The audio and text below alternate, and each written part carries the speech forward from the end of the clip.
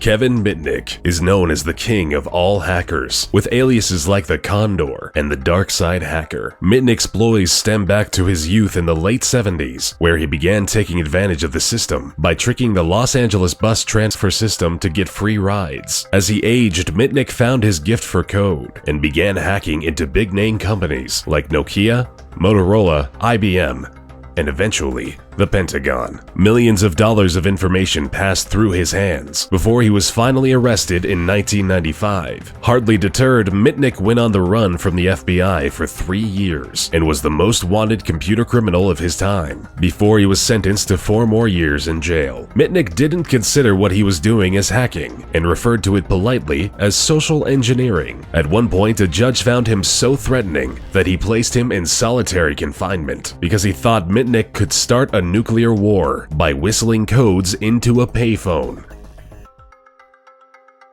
The dangerous British hacking duo of Matthew Bevan and Richard Price took the world for a potentially deadly ride for several weeks in their youth back in 1994. They began by attacking the Pentagon's network for several weeks and progressed further by stealing battlefield simulations. If that wasn't enough, they started intercepting messages from US agents stationed in North Korea and accessed sensitive material from a Korean nuclear facility. This was all incredibly alarming to the US because at the time, Price and Bevan were using US systems to infiltrate information from Korean systems, which, simply put, nearly sparked an international incident.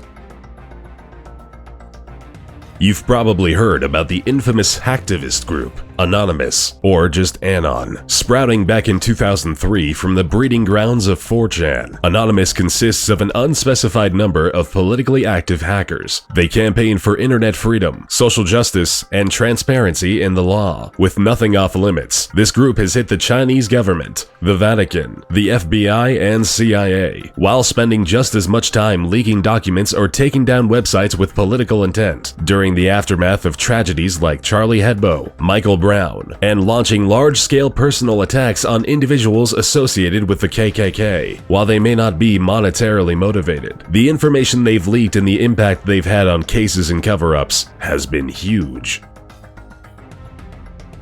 Little is known about Astra, which is the net alias of this notorious hacker, who spent half a decade in the mid-2000s stealing high-profile weapons technology data and software. Astra would quickly sell this information to people and organizations across Brazil, South Africa, the Middle East, and the rest of the world. While no one knows how much money he was able to make or where it went, the damages he caused are estimated between $250 and $361 million. Strangely, even after all of the destruction caused, Astra was never publicly identified, even when Greek authorities arrested and detained this threatening hacker in 2008. Speculations and rumors say that he is a 58-year-old Greek mathematician and is serving 6 years in jail somewhere.